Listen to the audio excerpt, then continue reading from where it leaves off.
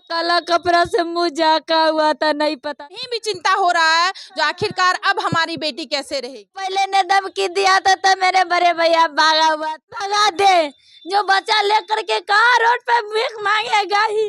पति का पकड़ करके ही है, कोई पैर पकड़ा हुआ था, कोई हाथ पकड़ा, कोई रुमाल से मुंह तोप दिया। पर वो होता है जो दुख तकलीफ में हर समय हमारे साथ रहते हैं, लेकिन आजकल के जनरेशन में परिवार ही परिवार का दुश्मन बनते जा रहा है। कभी बेटा बाप को खत्म कर देता है, तो कभी भाई भाई को खत्म कर देता है, तो कभी दोस्त दोस्त का दुश्मन बन जाता है। यहाँ पे अभी हम मौजूद है मुजफ्फरपुर में, और मुजफ्फरपुर के अहियापुर थाना में। यहाँ पे एक भाई दूसरे भाई का दुश्मन बन जाता है, वो भी एक छोटे से चंद जमीन के टुकड़े के लिए। एक भाई दूसरे भाई को खत्म कर देता है, क्योंकि ये परिजन का कहना है। हम इस बात की पुष्टि नहीं करते हैं, लेकिन पूरे परिवार का यही कहना है, जो इस परिवार का छोटा बेटा और उनके और भी कई साथी मिलकर के ये काम करते हैं। उसी घर में हम अभी मौजूद है, और उस घर का इतना खराब स्थिति है। जो इंसान था, जो खत्म हुआ है, जो अभी इस दुनिया में मौजूद नहीं है, वो ठेला चलाता था। ऐसा नहीं जो कोई काफी ज्यादा रईस परिवार था, काफी ज्यादा पैसा था, दुश्मनी के कारण उन्हें खत्म कर दिया, ऐसा कुछ नहीं था। एक ठेला चला करके अपने 3 बेटे और बेटियां का और अपनी पत्नी का ख्याल रखता था। चलिए उनके परिवार में हम अभी मौजूद है, और उनके परिवार से बातचीत करते हैं, परिवार का हालत दिखाते हैं, और आपको उन्हीं से सुनवाते हैं जो आखिरकार उस रात क्या क्या घटना हुई थी। देखिए, ये उनकी पत्नी है, और ऑलमोस्ट इसका एज 25 से 26 साल, उससे ज्यादा नहीं हो रहा होगा, लेकिन इतना कम उम्र में ये लेडी विधवा बन गई। आखिरकार क्यों? आखिरकार किसके वजह से? आखिरकार क्या कारण थी? क्योंकि इनका हालत काफी ज्यादा खराब है। हमें चलिए मैडम से बातचीत करते हैं, और इन्हीं से जानते हैं आखिरकार उस रात क्या क्या घटना हुई थी। मैडम, चूंकि आपका हालत बहुत खराब है, हमें सवाल करने का एकदम इच्छा नहीं है, लेकिन मैडम आपके लिए ही हम आए हैं। क्या हुई थी उस दिन? शाम में सवेरे खाना पीना, बड़े वाले को रूम में नहीं कुछ था ही, यो सब रूम में कुछ नहीं बनाया, इसी सो गया पूरा परिवार। आपके जो पति थे वो 3 भाई थे, 2 परिवार आप लोग साथ ही रहते थे, बड़े भैया और आपके पति। हाँ। लेकिन छोटा देवर जो है वो कहीं और ही रहता था। वो रहता था शेखपुर धाम में ही रहता था, यहाँ से 7 साल हुआ भागला हुआ, यहाँ से घर परिवार को छोड़ करके भाग गया हुआ था ये अपना। और आपके भैंसुर? हाँ, मेरा भैंसुर का नाम फिर आया था, कर देंगे, ये करेंगे, वो करेंगे, तो मेरा भैंसुर भाग गया डर से। आप यहाँ पे सुन सकते हैं बयान। छोटा भाई ना किया था, छोटा देवर आपका, छोटा देवर पहले बड़े भाई को धमकी देता है, उनको खत्म करने का कोशिश किया जाता है, लेकिन बड़े भाई बच करके वहां से भाग निकलते हैं।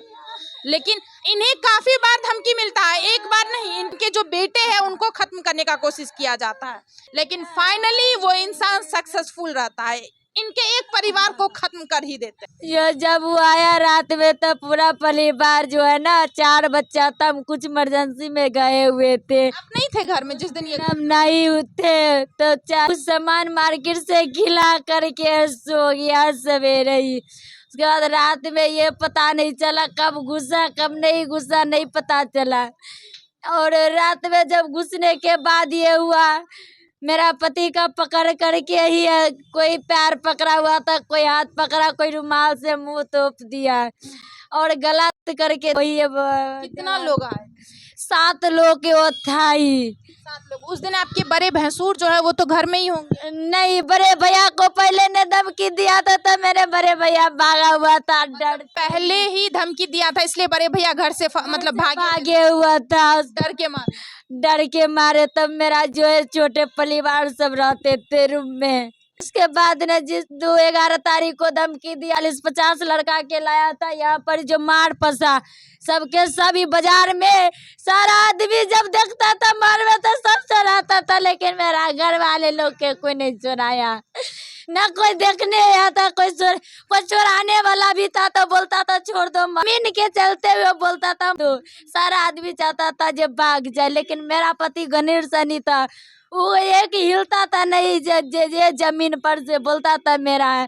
मेरा भाई बोला, बड़े वाले भैंसुर बोला, मेरा छोटा छोटा बच्चा है, उस कहाँ जाएगा, हम उसको कहाँ भगा दे, जो बच्चा लेकर के कहाँ रोड पे भीख मांगेगा ही। अच्छा, दोनों भैंसुर को भी और आपके पति को भी और आपको भी? हाँ, मेरा जात था, मेरा बेटा था, पूरा बोलता था गीच गीच के हम मारेंगे ही, जोर जबरदस्ती से हम ले करके ही रहेंगे ही, वो बोल रहा था पहले से भी। तो जो अच्छा, वो धमकी देते थे आपके देवर भी और जो जमीन खरीदा था वो? हाँ, दोनों आदमी देता था। अब आप देख सकते हैं इनका हालत कितना खराब हो रहा है। इतना कम उम्र में आखिरकार इनके पास तीन बेटी भी है और बेटे भी है। कितने बेटी है? दो बेटी है। उनका पढ़ाई का खर्चा, उनका शादी विवाह आखिरकार कौन संभालेगा? और यहाँ पे कोई और दुश्मन नहीं था, अपना भाई ही बड़े भाई को खत्म कर दिया। एक उस दिन आया था तो आप देखे थे या कोई देखा था उनका मुंह? जो वही लोग हैं। आया तो नहीं देखा, लेकिन लंबा तक काला कपड़ा, पूरा काला कपड़ा से मुंह झाका हुआ था, नहीं पता चला। जब भागा दम दम किया ना, मेरा बोला रे बेटा कहाँ भाग रहा है, तो मेरा माँ पहचान गई थी। वो पीछे से देखा भागते हुए, पहचाना गया। इनका हालत स्थिति आप देख सकते हैं, जो कि इतना इन लोगों को धमकी मिल रहा है, काफी ज्यादा धमकी मिल रहा है। इनके लिए पुलिस थाना से 2 थानेदार को भी यहाँ पे बैठाया गया है, क्योंकि कभी भी कोई आते हैं और धमकी दे करके चले जाते हैं। के नाम से आता है, जब फलना नेता है, चिल्ला नेता आता है। अभी हम लोग आए तो हम लोगों से भी सवाल पूछा गया, जो आखिरकार आप है कौन? आप इमेजिन कर सकते हो, कोई भी घर आता है और नेता या पुलिस कर्मी या कुछ भी बता करके इन लोगों को से आता है, बहाना से, जब पल्ला कंपनी से, पल्ला विधायक से, मतलब बहाना से कुछ भी बोल के आता है। कुछ भी विधायक है तो जब अंदर में घुसता है तब मैटर पड़ता है कि ये मेरा दुश्मन है। मेरा माँ से हम अभी आपको मिलवाते हैं। आप समझ सकते हो एक माँ के लिए कितना खराब स्थिति होगा, जो उनकी बेटी जवान में ही अपने पति को खो बैठी है। इनके ऊपर अभी काफी ज्यादा जिम्मेदारी आ चुकी है, और हम प्रशासन से अनुरोध करते हैं, जो प्लीज आप इस केस का छानबीन करिए अच्छी तरीके से। और आया पुरुषों जो है, जो सब गया खोजने के लिए, तो पूरा परिवार ही छोड़ के भाग गया। वही क्या होता ना, एक इनका देवर तो गिरफ्तार हो चुका है, लेकिन जो इसमें और एक इंसान शामिल था वो लोग गिरफ्तार नहीं हुए। और इनके घर में 7 आदमी टोटल आए थे, उसमें से भी कुछ लोग गिरफ्तार नहीं हुए। वैसे हमारे पुलिस कर्मी का हम काफी ज्यादा धन्यवाद करना चाहते हैं, जो ये लोगों के सुरक्षा के लिए 2 बॉडीगार्ड यहाँ पे 2 थानेदार को बैठा करके रखे हैं, ताकि इन लोगों का सुरक्षा हो पाए। चलिए माँ से सवाल करते हैं, और माँ का भी हालत रो रो करके काफी ज्यादा खराब है। एक बेटी अपनी जवानी में ही अपने पति को खो बैठी है। चलिए माँ से कुछ सवाल करते हैं। चूंकि आपका हालत काफी ज्यादा खराब होगा, क्योंकि आपकी बेटी काफी ज्यादा रो रही है, तड़प रही है अपने पति के लिए। अब उसको देखना चाहिए, देखिए ना तो क्या होगा, कैसे रहेगा, कैसे खाएगा, है? अब वो 4 परिवार, उनको घर वाला मत हो गया तो 4 परिवार कथी खा कर रहेगा, क्या जिएगा? अब देखिए इनकी माँ है ये, इनकी माँ का आप हालत देख सकते हैं, कितना ज्यादा हालत खराब हो रहा है। आखिरकार इन्हें भी चिंता हो रहा है, जो आखिरकार अब हमारी बेटी कैसे रहेगी, किनके सहारे जिंदा रहेगी। देख सकते हैं इनका यही कहना है, अब उनके बच्चे को कौन शिक्षा देगा, उनके बच्चे को कौन पालन पोषण करेगा। इनके पति ठेला चलाते थे, क्या एक लेडी बाजार में उतर करके ठेला चलाएगी? आखिरकार अब कैसे इनका जिंदगी कटेगा। हम प्रशासन से अनुरोध करना चाहते हैं, जो लोग भी इसमें शामिल है, सारे लोगों को पकड़ा जाए और उस लोगों को कड़ी से कड़ी सजा मिले। जो दिन दहाड़े दिन ब दिन ये घटना हो रही है। उनके बच्चे को आपको दिखाते और उनके बच्चे से मिलवाते, कितने छोटे छोटे बेटे हैं और बेटियां हैं। आ बेटा, आ। अच्छा। अब देख सकते हैं ये सबसे छोटी बेटी है, ये सबसे छोटी बेटी। इस मासूम को अपने पिता का चेहरा तक याद नहीं होगा, जब बड़ी होगी चेहरा तक भूल जाएगी। और एक बेटी के लिए पिता जिंदगी में सबसे महत्वपूर्ण होते हैं। अगर एक बेटी किसी से भी सबसे ज्यादा क्लोज होती है तो अपने पिता से क्लोज होती है। जब इनके पिता शाम में आते थे तो ये जाके लटक जाती थी पिता के गोद में, जो पापा आया है। अब ये बेटी कैसे रहेगी, कैसे अपना जीवन काटेगी।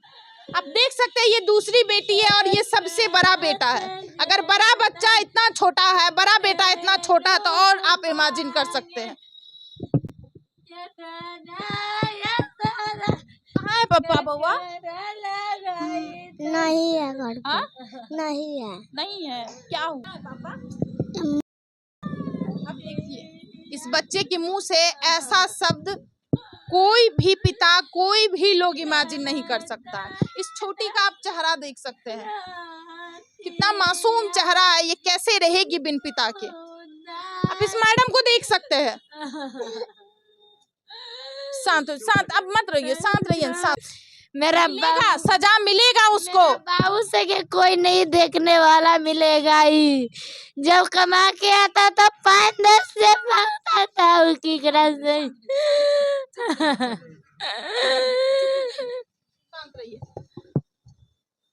हम पुलिस प्रशासन से अनुरोध करना चाहते हैं, प्लीज इस केस को अच्छी तरीके से तहकीकात किया जाए और जितने भी गुनहगार है इसमें उन्हें कड़ी से कड़ी सजा मिलना चाहिए। वैसे हमें हमारे कानून पे पूरा भरोसा है। जो भी इस केस में, जो भी इस कांड में शामिल है उन्हें पूरी सजा मिलेगी। हम उम्मीद करते हैं प्रशासन से भी जो उन्हें गिरफ्तार किया जाए, और गिरफ्तार करेंगे भी, चाहे आज हो या कल। और इस परिवार को कुछ मदद किया जाए, जो आखिरकार ये इनके जो बेटा और बेटियां हैं उन्हें अच्छा एजुकेशन दिया जाए। आप सभी को क्या लगता है, प्लीज आप लोग अपना राय जरूर दें। मिलते हैं दूसरे वीडियो में। जय हिंद, जय भारत।